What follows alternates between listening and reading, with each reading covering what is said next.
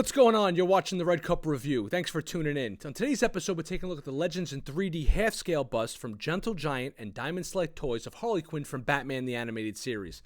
You guys know I'm over the moon for these busts already, but I'm going to try to be as impartial as possible. I can tell you right off the bat, though, her paint applications are just a little bit better. She's got a little bit more weight. She's a solid piece. She's not as imposing as Batman is when you first open her up because that's a much bigger piece.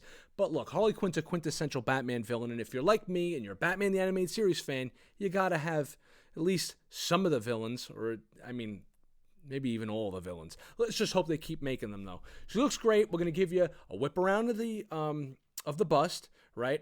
Then we're going to show you guys a comparison of all the busts that we have for Batman the Animated Series and show you how they all look together on a shelf. And then I'll give you the positives and negatives and try to be as impartial as possible. You guys know I do love these things, but I'll point out the flaws. I have no problem with that. Look, not everything's perfect. You can love something, and it still doesn't have to be perfect. But she's pretty awesome anyway. Stay tuned.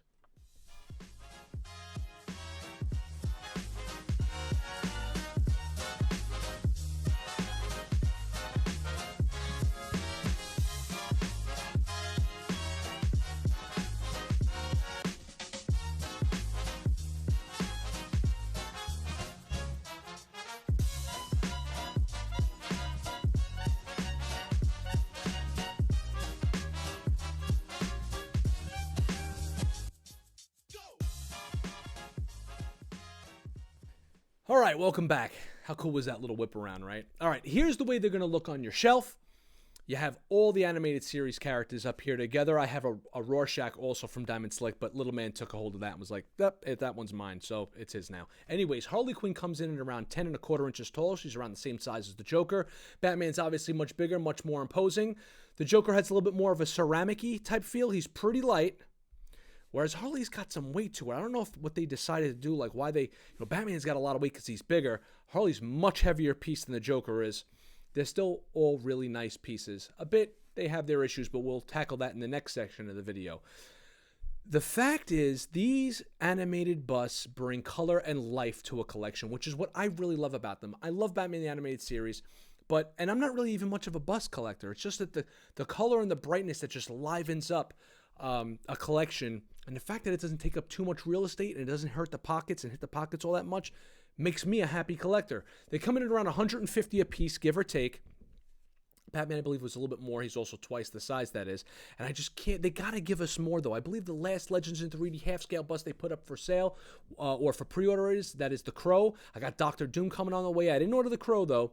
But I want more Batman the Animated Series stuff. So hopefully they're going to be giving us more of those. Diamond, Gentle Giant, if you're listening to this video, Mr. Freeze. We need a Mr. Freeze in here. We need all the Batman villains, but Mr. Freeze is where it's at, bro. You know how awesome like a Two-Face would look, or even like a Man-Bat would look dope too. I don't know if Man-Bat would be like my first case. Even like the Phantasm would look dynamite. There you go. Perfect. Wait, drop a comment below. What Batman villain would you like if you were collecting these type of things? Who would you want to see next?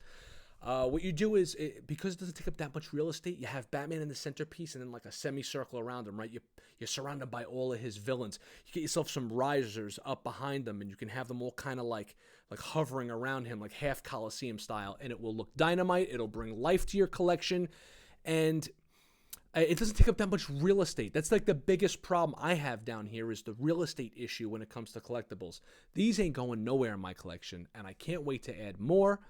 And look, they're not perfect, but for the price and the size and the color and the life that it brings, it's where it's at, man.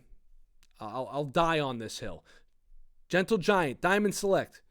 More. We need more. All right, now let's take a look in the next section at the pluses and minuses of Harley Quinn, because although she's nice and complements the other pieces just beautifully, she's not necessarily the piece de resistance that Batman was.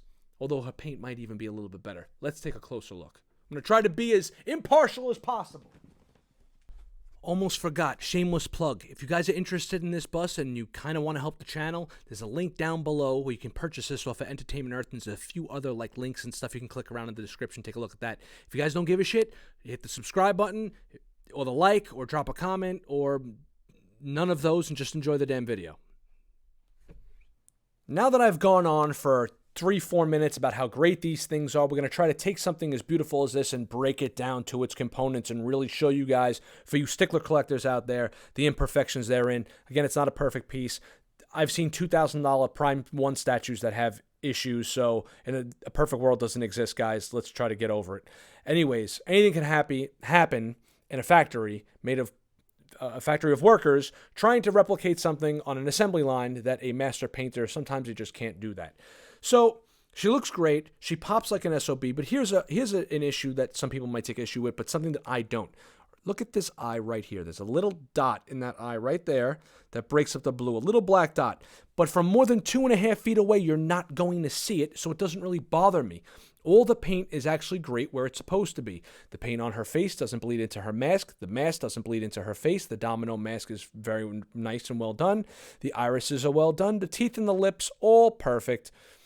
The paint around her collar is also very well done. Not perfect, not super crisp, but pretty close. And there's a little bit of paint inconsistencies, however, when it comes to around her little balls, we'll call them, right? The little dangly balls. They're not super straight lines, but, I guess that doesn't bother me super much. It does a little bit, but it also doesn't, because, again, how far away are you watching your collectibles from? I put them up on my shelf, and I'm usually about 5 feet or more from them, so things like this doesn't really stick out to me. However, in the back, there is a nice little paint imperfection I wanted to point out to you guys. You just don't take my word for this. Go out and buy it and be like, what the hell? Right over here, the paint isn't as crisp as it should be. You guys can see there's a little bit of rough paint going on over here, and something like that should not happen. We should be past this at this point of the game. But again, I'm not going to have my Harley Quinn with her back turned. I'm going to have her facing forward. Oh, look, here's another thing. You see the red is riding up on the white a little bit. Things are going to happen in production pieces like that, but I'm not going to look at the statue. Look, from that angle, it's perfect. From that angle, it's fine. From any angle facing forward, it's fine. And they probably said on the assembly line, that's good enough, pass her. Look, it's actually absolutely perfect on the black side as far as the bleed and stuff like that goes. There's a little bit of an issue right there, but nothing that I'm going to cry and complain about. Again, there's not too much I could say to really just tear this thing down off of the pedestal I had previously spent building it up to. There's a small imperfection right here in the red on her mask. Very, very super small. But I know there are stickler collectors out there that would probably lose their minds over this. So I'm just going to point out every little thing, although I think it's nothing to cry about. Taking a look at her base, she's got the carousel thing going on with her hyenas, which was a nice touch. Same big top look as the Joker, which is nice because they pair well together. And you got the hyenas, one on the bottom, then one jumping up, one on the bottom, one jumping up as if they were, going around on it reminds me of a carousel, actually. And that goes in with the whole big top kind of motif they got going on here. And that's very well done. So I thought that was a nice little touch, especially if you want to keep the bases the same. And take a look at this. Here's her certificate of authenticity card. And look at that, number 666. How lucky am I? See, now take a look at that production piece. The production piece is insane. Insanely perfect. But remember, guys, this is coming off of an assembly line. So you have to know in your head it's not going to be perfect.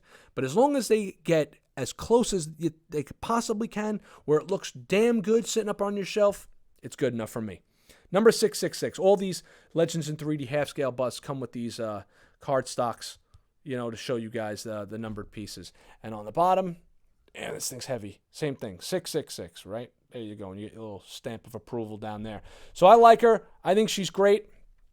Is she perfect? No. How many cups are we giving her, though? I can't give her a super high score because I just spent all this time, complaining about her, even though I really like her. So I'm going to do 2 cup reviews now, right? The biased score and the non-biased score, right? So biased, I like this collectible score. I'm giving it 4 out of 5 cups. My non-biased, super critical, I'm giving this 3 cups. I'm dropping it down for the paint imperfections that I had just pointed out to you guys, and I'm trying to be as nitpicky as possible, objectively, but subjectively, I think she's great, and she ain't going nowhere in my collection, and hopefully she'll find a home in yours. Thanks for watching, everybody. Remember to like, subscribe, share with your friends.